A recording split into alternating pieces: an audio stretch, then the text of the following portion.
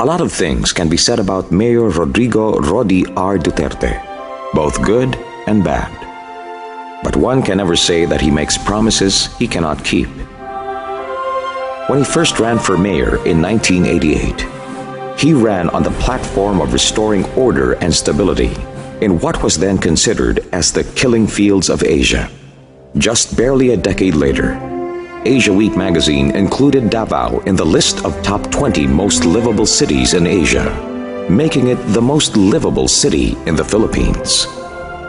What was known as no man's land in the 1980s became a city known for its cleanliness and orderliness. Mayor Rodi delivered on his noble promise for Davao during his first term. So Davaoeños kept voting for him again and again. And he has never lost an election since 1988, no matter how bad his critics and political rivals paint him to be.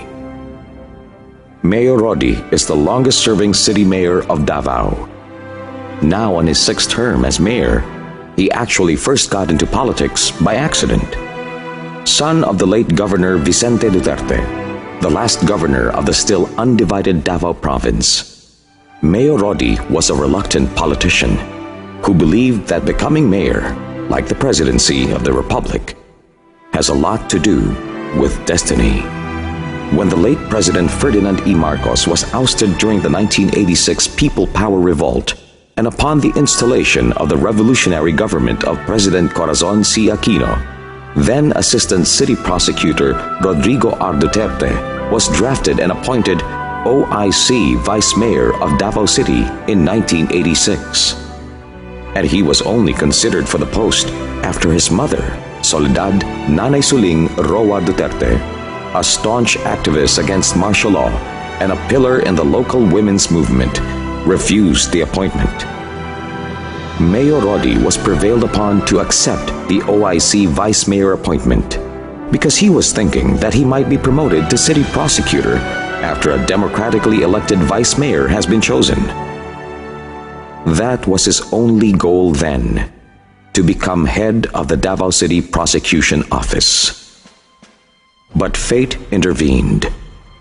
The people of Davao chose him to be their city mayor in the first general elections under the Aquino government. And the rest, as they say, is history. The history of Davao in the last 2 decades, to be more accurate. There is at least an entire generation of Davaoeños who have not known any other mayor than Duterte.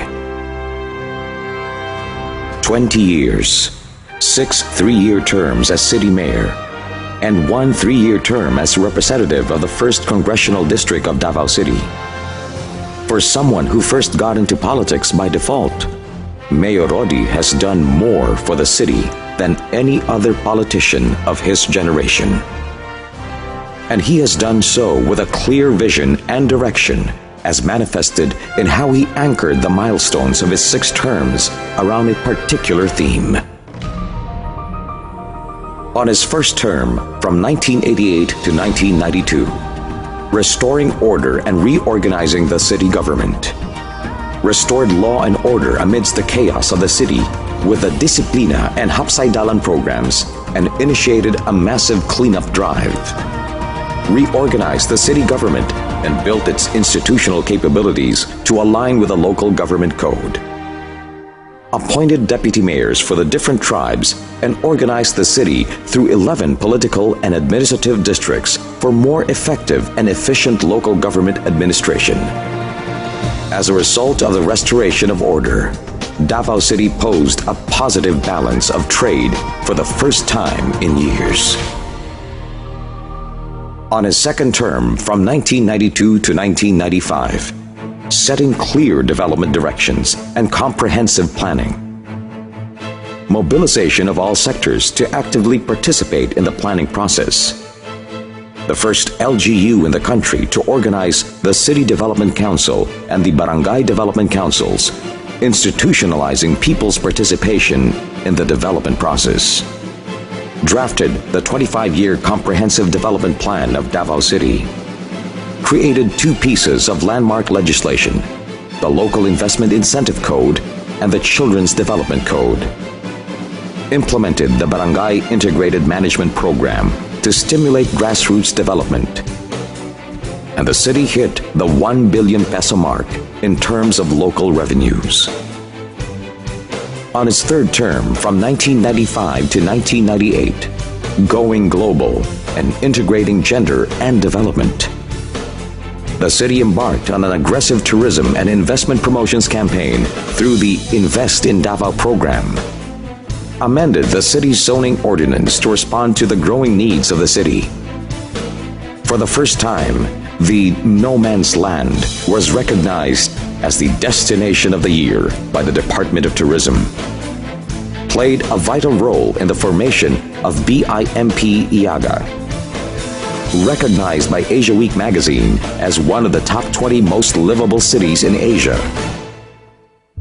recognized by Citibank as the second most important city in the Philippines, created the landmark legislation, the Women Development Code of Davao City, established the Child Minding Center for children of city government employees, established the Balay Dangupan and Balay Paginhawaan for children in need of special protection.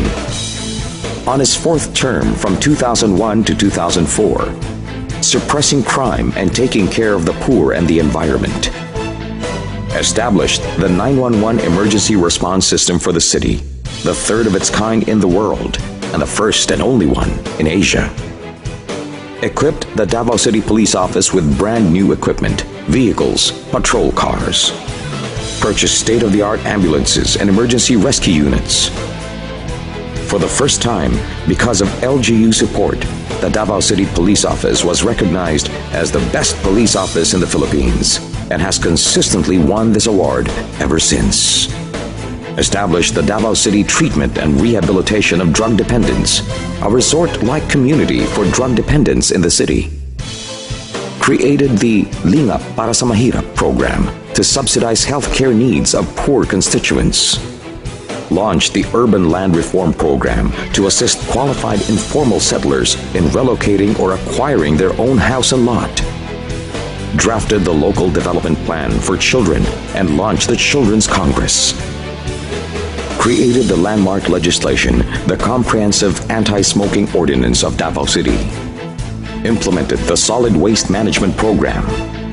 Adopted the latest information technology system in local governance.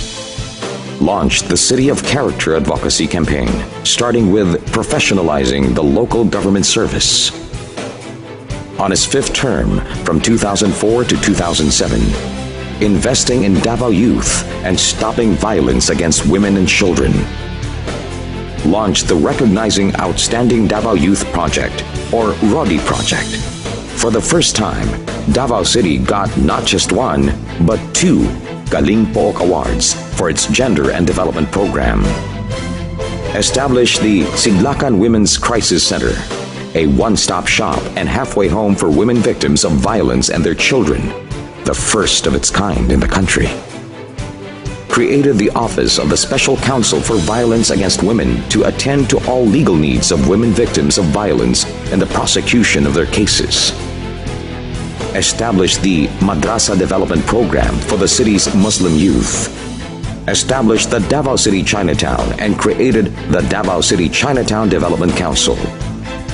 Purchased new garbage bins and new equipment for its solid waste management program. Established the Ray of Hope Village in Maa City Jail for women detainees, the first of its kind in the country. On his sixth term, from 2007 to 2010, building new infrastructure and nourishing the city's soul. Implemented the adaptive traffic control system in the city's major intersections. Started the urban drainage and flood control system.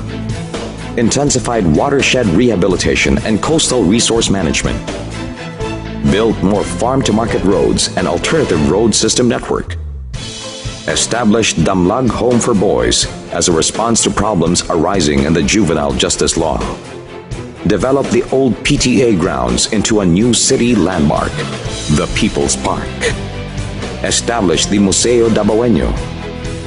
Launched the Davao program to establish Davao City as the culture capital of the Philippines.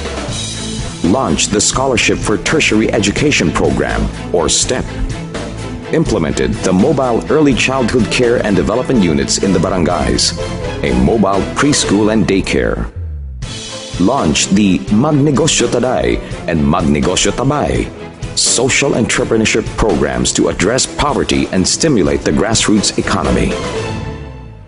Clearly, the Duterte administration is not all about order and security.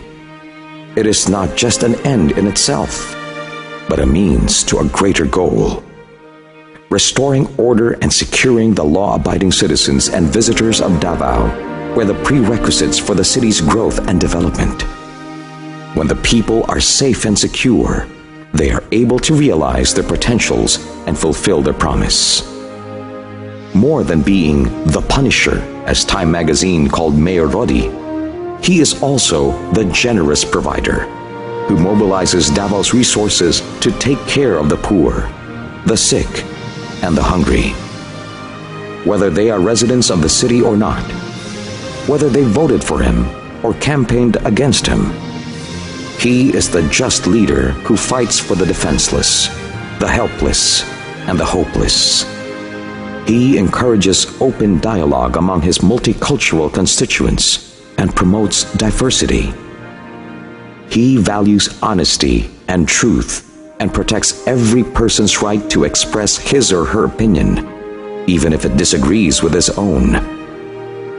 He is also the great problem solver, as he personally listens and attends to all his constituents' problems, from the most mundane to the most complex of issues.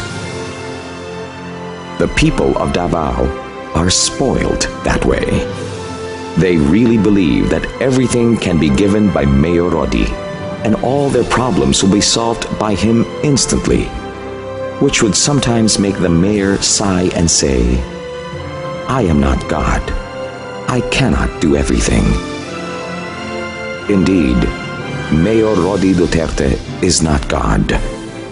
But for most of the masses who love him and keep voting for him again and again, he is their Moses who led them to the promised land of what Davao is today.